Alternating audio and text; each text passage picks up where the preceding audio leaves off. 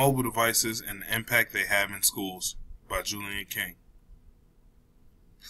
Today's presentation will be talking about mobile devices in schools and the bring your own device policy. We'll have an introduction. We'll talk about the integration of this technology, the advantages, limitations, and the cost factors, professional development that will be needed with this technology, and our closing remarks. So the impact of technology towards society and education. First thing you think of is when you look at technology, you should think of your cell phone. Just look around you. Look how the world has changed because technology has become more advanced. Now look at how it's impacted education.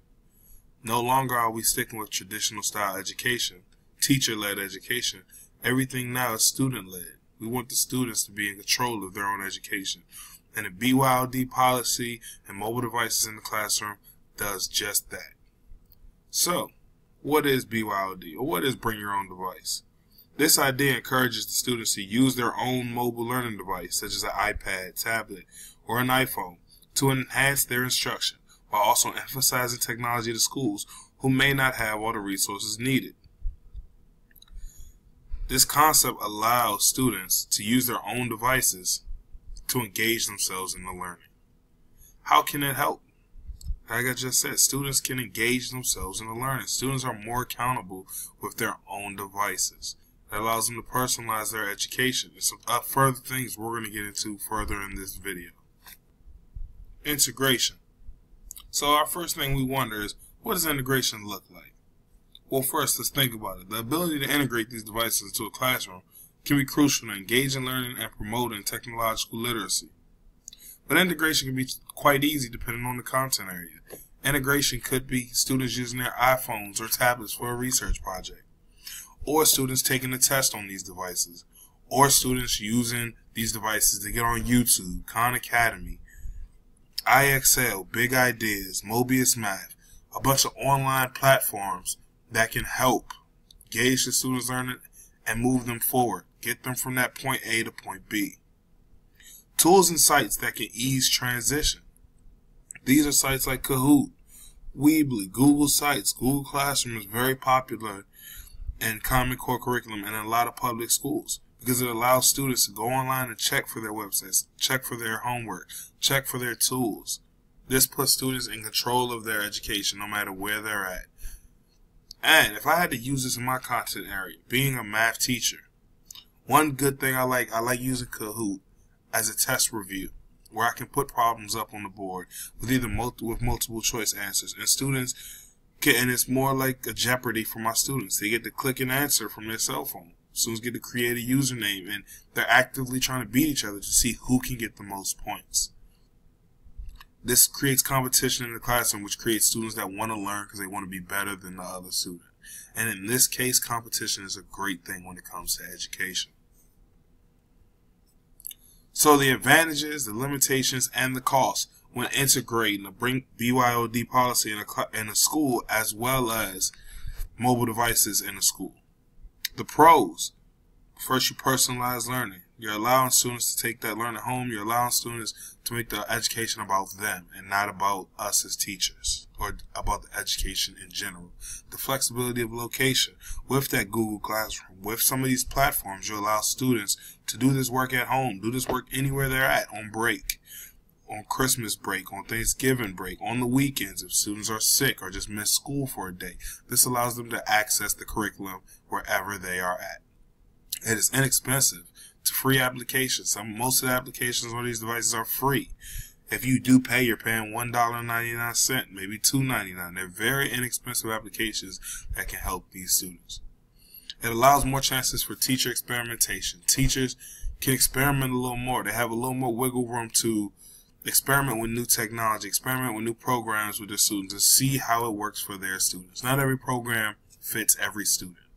So it gives teachers a lot more room to experiment and see what works best. And it's less costly for schools. Because these devices are brought from home, schools don't have to spend a lot of money on desktop computers and 1,000 laptops.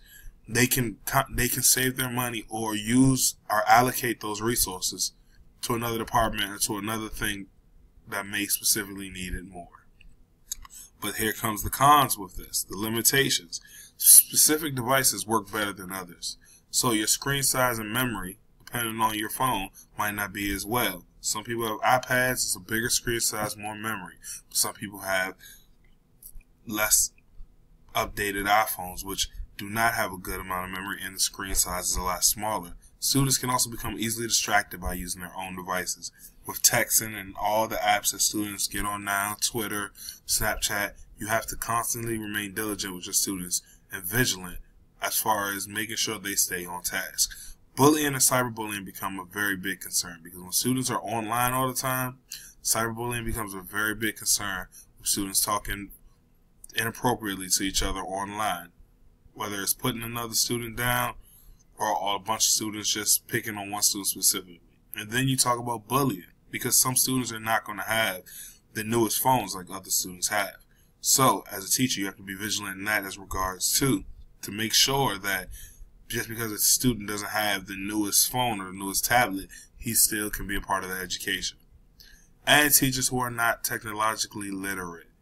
This is not to say teachers cannot work with technology, but it's to say some teachers are so stuck in their ways that they might not be as open to using these technological sources and resources and tools to help their students. Professional development. One thing to help teachers with this implementation of mobile devices and a bring your own device policy, we need better professional development. We need videos shared with teachers every week so teachers can constantly stay on top of best practices. The biggest thing with technology is it's always changing.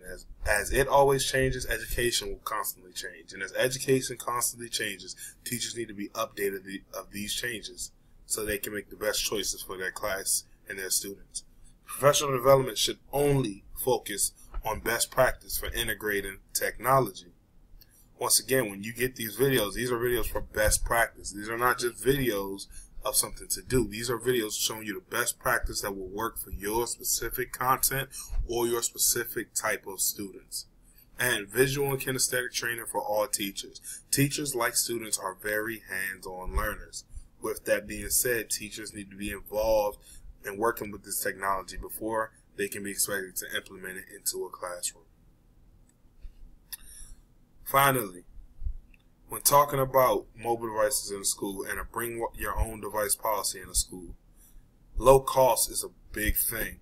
Saving money for a school system is very important. So if you can save money for your school system, this is one of the ways to do it. Accessible education where students can learn from anywhere. They can take it on break. They can use it over the weekend. They can do it at grandma's house. Education travels. If education travels, there's no excuses why you can't learn. Personalized learning is about the students. It's making education about them and not about education or the standardized testing that comes with it. It's about making the students feel accountable for their own education. And our professional development for all teachers. Making sure teachers stay up to date with all of the best practices and everything that all the counties and technological advances have to offer.